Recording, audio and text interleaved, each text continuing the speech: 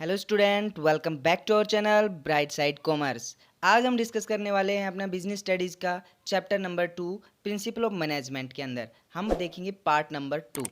इससे पहले मैंने इसके प्रॉपर मीनिंग के बारे में और इसके फीचर्स के बारे में प्रॉपर मैंने ऑलरेडी टॉपिक बना दिया है, जो कि मैंने डिस्क्रिप्शन में लिंक डाल दिया है, वहाँ से आप जाके क्लियर कर सकते हैं।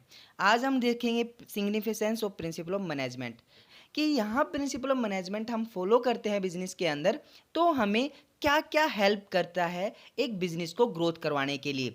तो प्रॉपर वन बाय वन हम आराम से डिस्कस करेंगे। तो सबकी provide useful insight into reality के बारे में शो करता है बिजनेस को, जो प्रिंसिपल है वो प्रोवाइड करवाता है। ऑप्टिमम यूज ऑफ रिसोर्सेज का कैसे करें, फुलफिल सोशल रिस्पॉन्सिबिलिटी भी हमें ज़रूरी है, तो ये भी हमें एक बेनिफिट है।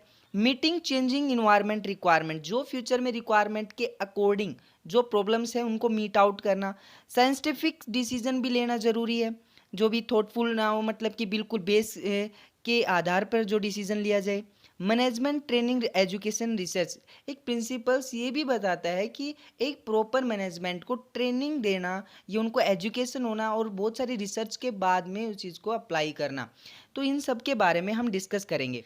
सबसे पहला टॉपिक इसमें आता है अपना providing useful insight into reality, यानी कि प्रिंसिपल ऑफ मैनेजमेंट कहीं ना कहीं बिजनेस को ये भी शो करते हैं कि अगर उनको यूज किया जाता है, प्रिंसिपल्स के अकॉर्डिंग बिजनेस को चलाया जाता है, तो हमें एक रियलिटी को कनेक्ट करवाते हैं। यानी कि वो पहले ही चीज़ को सुझाव दे देते हैं कि पहले ही हमें इन्फॉर्मेशन कलेक्ट करवा देते हैं कि नियर फ्यूचर में इस प्लान को आप अडोप्ट करते हो तो आपको ये इफेक्ट पड़ेगा बिजनेस के ऊपर।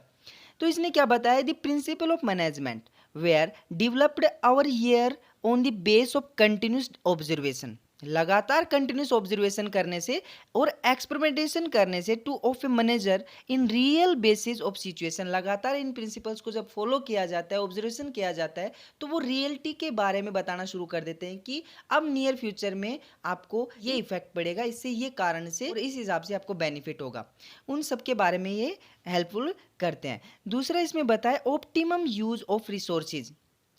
बिजनेस का के अंदर प्रिंसिपल ऑफ मैनेजमेंट ये इम्पोर्टेंस ही होती है इसकी, क्योंकि ये रिसोर्सेज का ज़्यादा से ज़्यादा ऑप्टिमम यूटिलाइजेशन करना। तो the principle of management required the organisation to work on planned systematic activities which help to utilization resources efficiently, यानी कि प्रॉपर वे में रिसोर्सेज का एफिशिएंट तरीके से यूज किया जा सकता है अगर उसका प्रॉपर वर्क किया जाए, प्लान किया जाए और उनका प्रॉपर सिस्टमेटिक तरीके से यूज किया जाए। तो हमें ये सिखाता है प्रिंसिपल मैनेजमेंट कि एक तरीके से हम ज़्यादा से ज़्यादा इफेक्टिव तरीके से रिसोर्सेज का यूज करके हम आराम से ग्रोथ कर सकते हैं। तो ये ऑप्टिमम यूज ऑफ रिसोर्सेज में भी हेल्प करता है।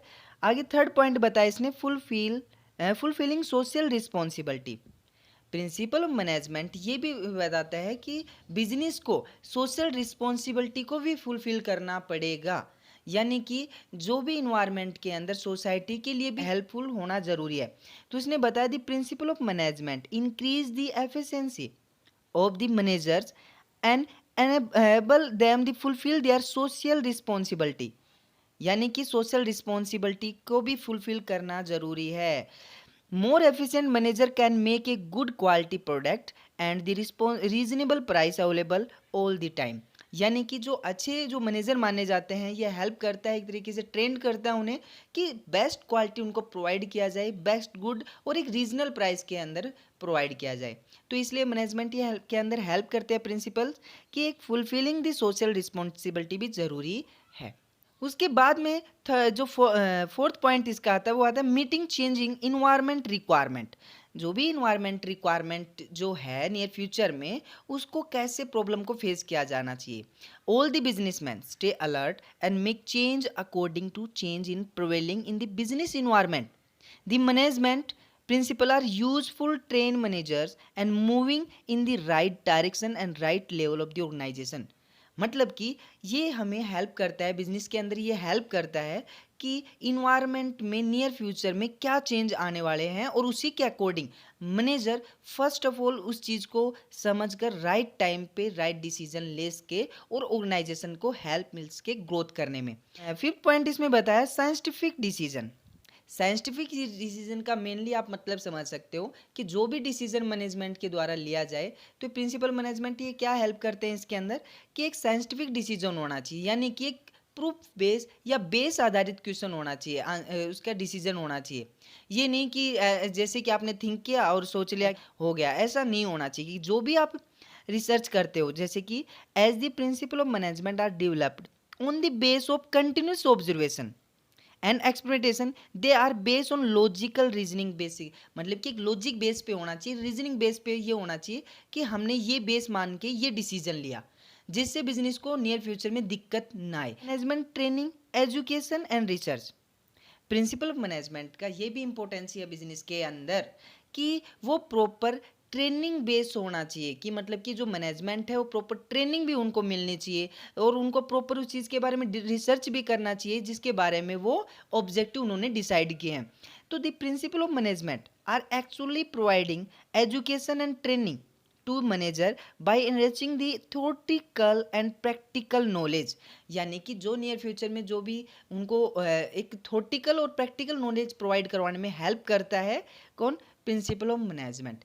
तो ये भी चाहता है कि भाई लगातार है ना मैनेजमेंट को एक प्रॉपर ट्रेनिंग भी मिलनी चाहिए, जिससे वो एक नए इनोवेशन के लिए, नए ट्रेनिंग के लिए उस चीज़ को आराम से डील कर सके। तो इस वजह से हम कह सकते हैं कि बिजनेस के अंदर कि लगातार इन प्रिंसिपल्स को अगर अडोप्ट किया जाता है तो हम आराम से बिजनेस को ग्रोथ करवा सकते हैं। आई होप इसके रिलेटेड आपको डाउट नहीं होंगे बिल्कुल भी। अगर आपको वीडियो अच्छी लगी है तो प्लीज़ इसे लाइक, शेयर, सब्सक्राइब ज़रूर कर देना। मिलते हैं नेक्स्ट टॉपिक के साथ में। Thank you.